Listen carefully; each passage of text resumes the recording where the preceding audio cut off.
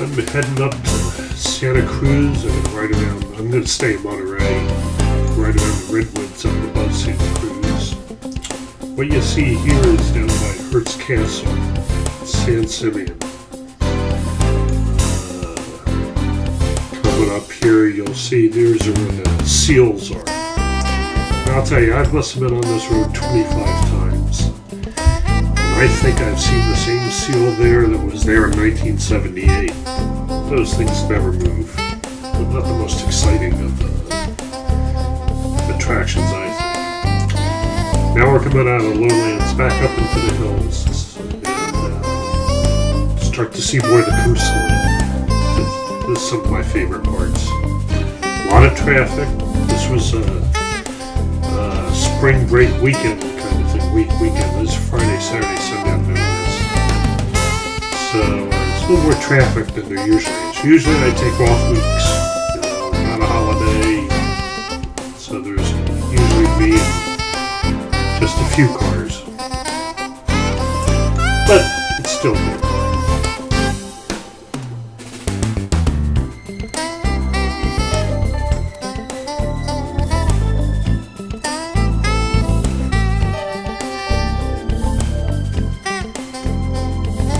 Never get tired of this. Like I say, I think I've done this about 25 times. Just fantastic.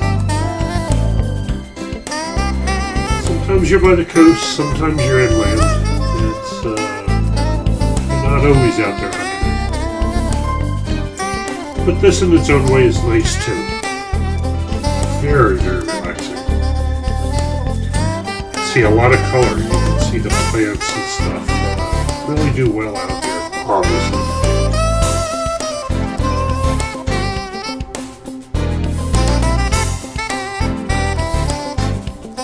Going north, you see some of the coast and stuff. I'm showing you most of the highlights of it, but it's nothing compared to going south. You know, when you're on this side of the road, right hand, just that 15-20 feet worth of lane over there cuts a lot of the view. So when you're coming down that way, you can see a lot more of the coastline, a lot more dramatic, in my opinion. And if you notice, all the stops are over on that side. It's so much easier to pull over and check it out. This is only a 100-mile ride from Cambria or from Morro Bay up to Carmel, Monterey area. And usually when I'm going up there, it'll take me going up probably 5, 6, 7 hours, something like that, just from Morro Bay up there, just that 100 miles. Coming down, I can take 8 to 10 hours. Oh, there's so many stops, and every time you look at it, it's different.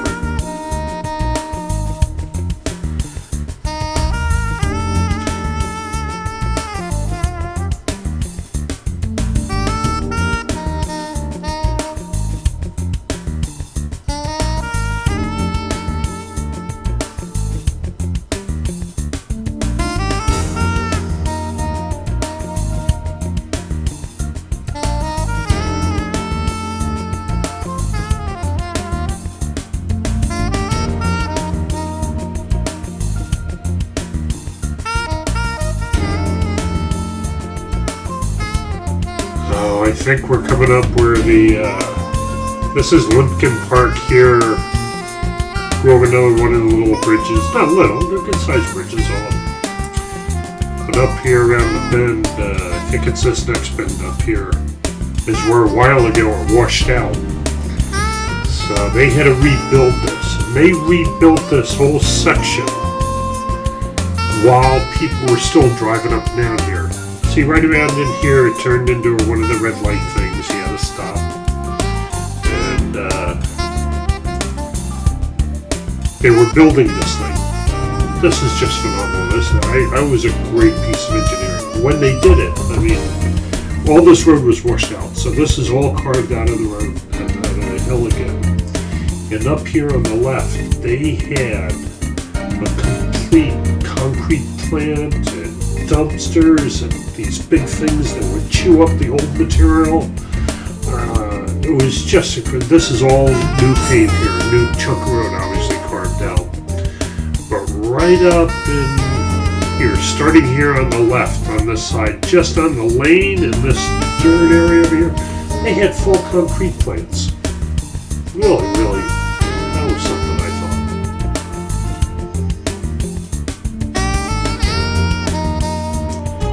We got about 14 miles to Big Sur and then about 55 miles up to Monterey from that point. Big Sur, as it turns out, I let the camera run out, the battery. I wasn't intending to make a movie out of this, but the battery ran out, so I didn't get the Big Sur area. Batteries had run out, so but I got on the return trip coming down on Sunday. I think I have some shots up. I'll be able to show you what that looks like. Basically, you're going to see going up these sections and hopefully other sections coming down. But then in between, we'll have some, okay, I'm getting tired of going this guy. And I decided to get out in front for myself a while. Then on Saturday, we go up to the Redwoods. This is what it's like. This is what it's usually like when I'm going up there. Nobody around. You can kick back. Now I'm going a little fast. A lot of times I do 40, 45 miles an hour up here and just love every minute of it. And people are good. They'll let you go pull over, if they're going real slow. And I think you see me do that a couple times Sunday coming down. It's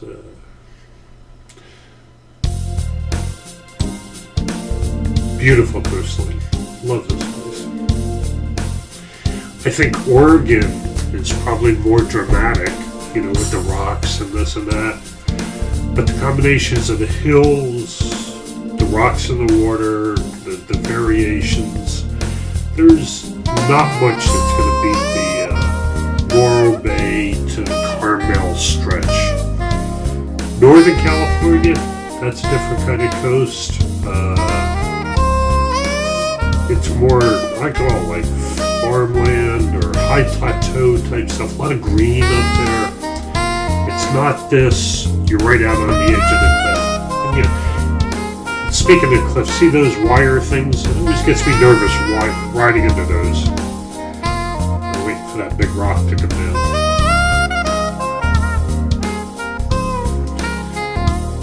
Another thing about the bike is I got my gear on it. I got a lot of camera gear, mostly camera gear and stuff. And that weighs it down. I think somebody once called these things the Road King's tuna boats.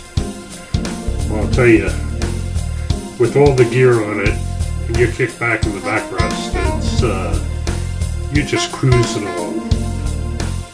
It is like a tuna boat.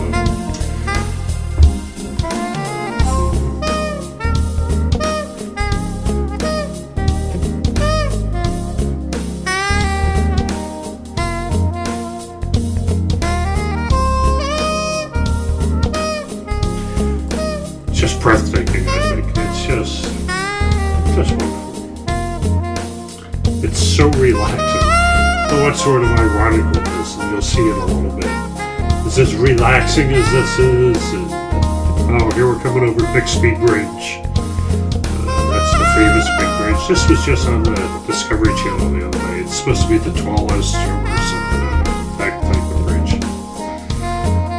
So we're coming up. Now we're getting up. We've actually gone past Big Sur now. I got the camera back up.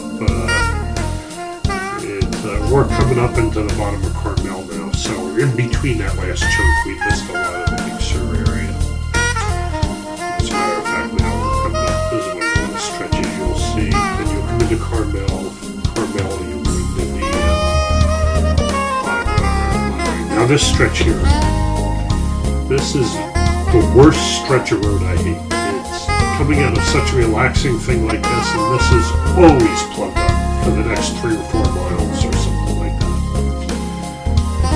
But fortunately, California allows you to split lanes.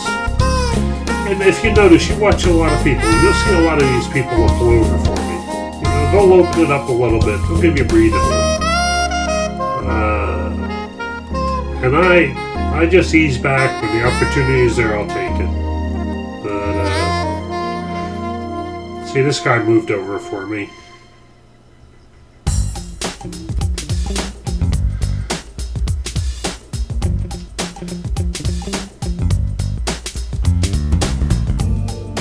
This is the one time, remember I said it was the tuna boat with all my gear loading it down?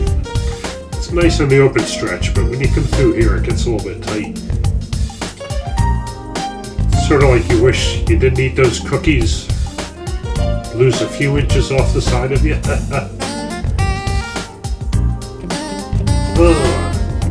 Take a deep breath.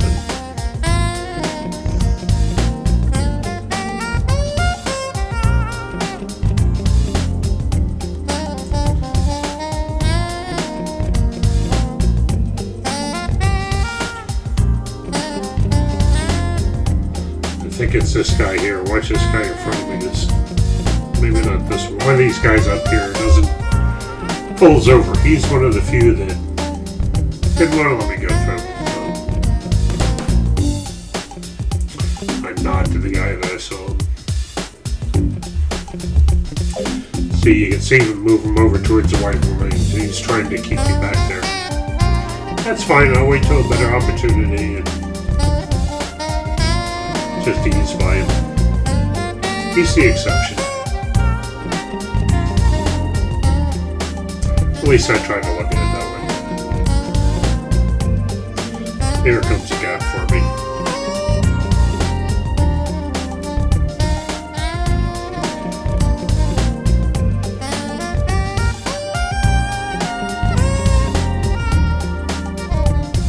Always busy through here. Always busy.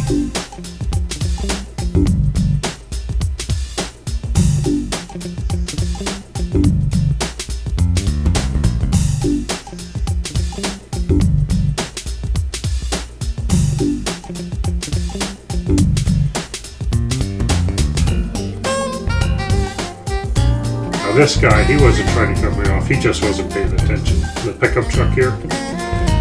He looks back and sees me. See, now he's starting to pull out for me. That's nice. I wave, I nod to him. This guy moved over. It's appreciated.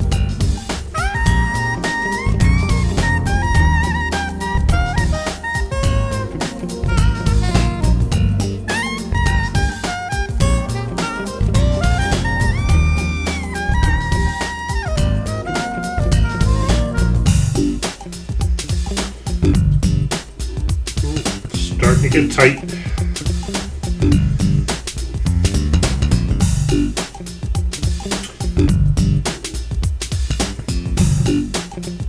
I think this guy moves over for now.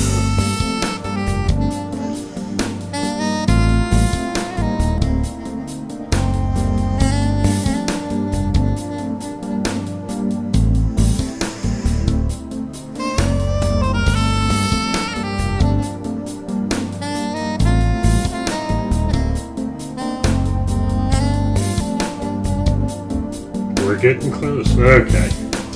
Get through these couple guys. We're home free. Well, the rest of the way is pretty non-eventful. Go to Monterey, find a room. Overall, it worked out great.